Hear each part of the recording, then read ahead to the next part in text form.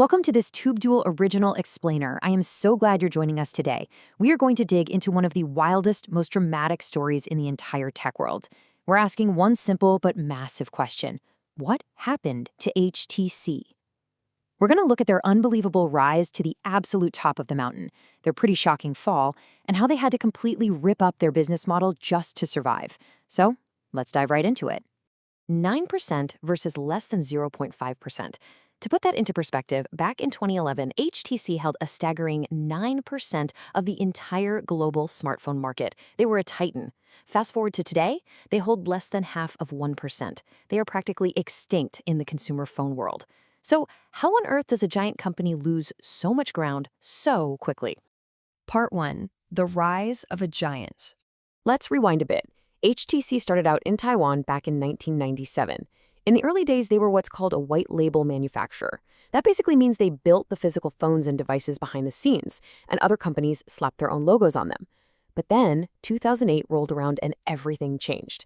HTC partnered directly with Google to build the world's very first commercial Android phone, the HTC Dream. That completely launched them into the global spotlight. By 2011, they weren't just a background partner anymore. They had skyrocketed to become the #1 smartphone brand in the entire United States. 24%.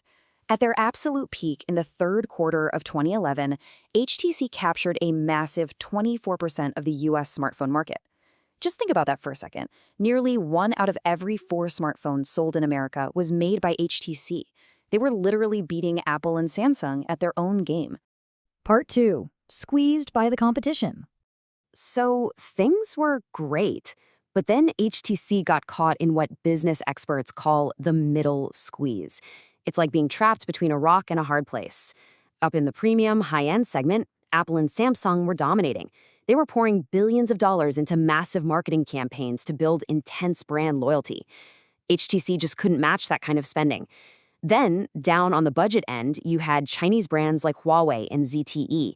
They were flooding the market with phones at aggressively low prices. HTC was stuck right in the middle. They made fantastic hardware, sure, but they were too expensive to beat the budget brands, and they just didn't have the marketing power to fight Apple and Samsung.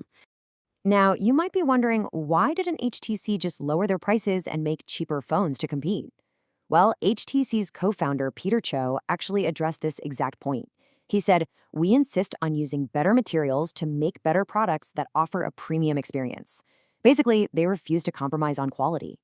But because their phones stayed expensive, they totally missed out on huge, exploding tech markets in places like China and India. And that middle squeeze? It was absolutely brutal. By the third quarter of 2013, the reality of the market caught up with them.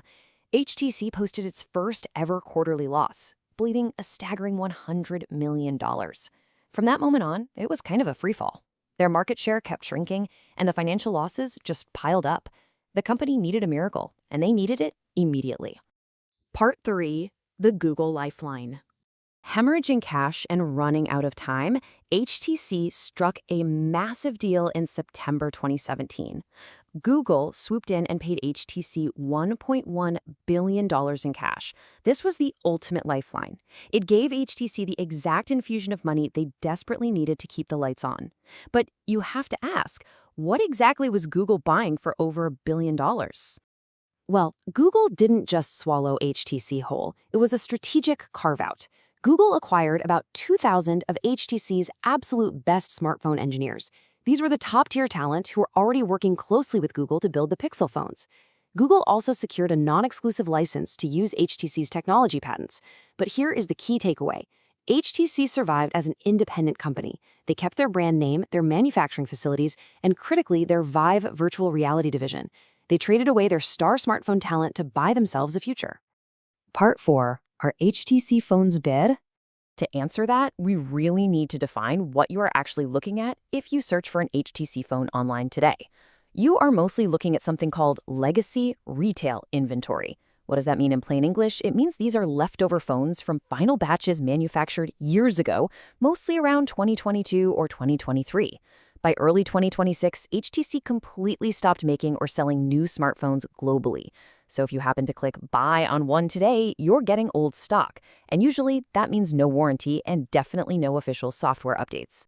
Even if you manage to track down their last major phone, the HTC U24 Pro, buying it today is honestly a massive risk. Why? Well, tech reviewers have pointed out a ton of issues. The camera software is known to be super buggy, sometimes even triggering the Google Assistant by accident. On top of that, you're only getting 2 years of security patches, which means the phone becomes a security liability pretty fast. It's stuck on older versions of Android, and there's no reliable high-speed 5G M-Wave support if you're in the US. Plus, because these phones have just been sitting on warehouse shelves for years, the battery health has already degraded before you even turn it on. It's just not a smart buy compared to what else is out there. Because HTC's phones basically vanished from carrier stores, rumors started spreading like wildfire. Actually, one of the most common questions people still search for is, did Huawei buy HTC? The answer is a definitive false. Huawei explicitly ruled out buying them years ago. Nobody bought HTC.